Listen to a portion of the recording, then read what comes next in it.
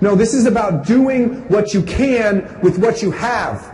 Because so often, even as little kids, we say, you know what, when I grow up, when I get my first job, when I retire, when what?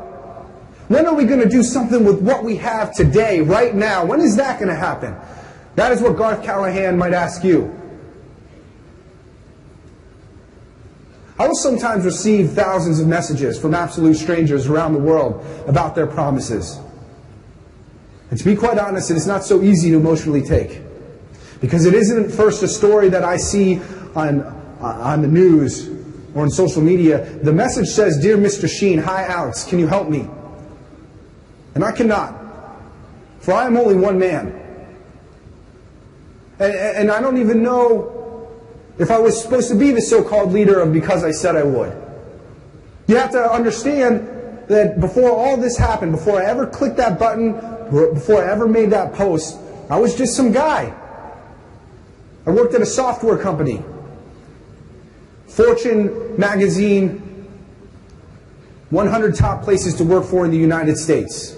I made a 6-figure income, 5-figure bonuses, 5-figure stock options. Everything that my father came to the United States for himself, I had. But you get messages from people like Garth, that Napkin Notes dad, you look me in the eye and tell me that this life is about money. It is not. And so I thought maybe I should leave my job, but it didn't make much sense because I was making all this money at the software company, and then I was spending tens of thousands of dollars of my paycheck on stamps and paper to fulfill a promise to send these cards out. So it didn't make much sense to leave my job because it was paying for it all. There's not donations coming in at this time. And so emotionally, though, I'd be pushed over the edge one day by a letter that'd be written and dropped to my desk, actually at work. And I'd like to read part of that letter to you now. It was anonymous, meaning I don't know who it came from. It had no name on it but my own, and it read, "Hi Alex, I've been keeping up with your blog. Because I said I would has really, really helped me through a rough patch. There have been lots of times where I didn't think life was worth living, and I almost took my life. Almost.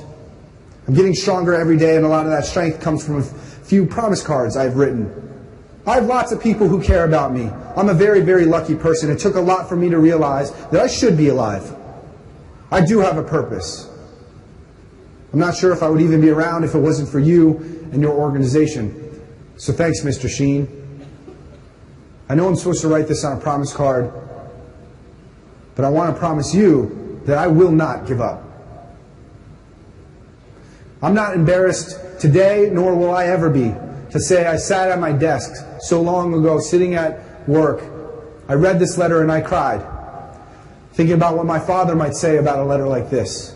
I stood up and I looked around the sea of people. I wondered, who is it? Is it a person that I know, or is it just a random stranger? I mean, 1,400 employees, you can't know them all. More importantly, this letter gave me the courage to do what I knew already had to be done.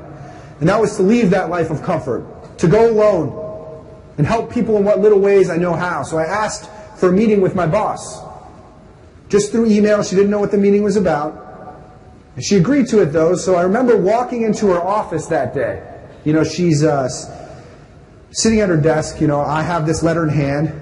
She's sitting there, you know, pretending to work or whatever bosses do all the time, you know, Facebook or I don't know. Anyways, she's sitting there and I say, "Hey boss, I don't mean to bother you too much, but if you could just read this letter, it'd make it easier for me to do what I got to do."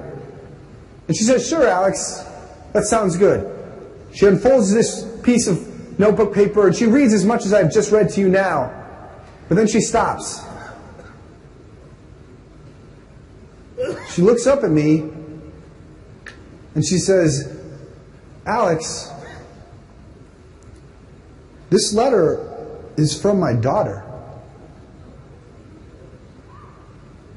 This is her handwriting. This is about her. That envelope you're holding, those are the kind of envelopes we have back at home." You see, I didn't know this, but her daughter had been suffering through depression. And maybe with help and with time, it gets better, but at age 14, she didn't know that. And as an unhealthy emotional release, she began to cut herself. But she would know about promise cards long before the world. With her family, she would make these small promises to get better. One step at a time. Maybe it's not quit forever. Maybe that's too hard. How about just not today? Not this week. She would end that habit. She would ask an older student to drive her to the place where I worked, where her parents worked. She would drop this off in interoffice mail. It would get to my desk. And that is part of the reason I'm standing in front of you now. I'm all in.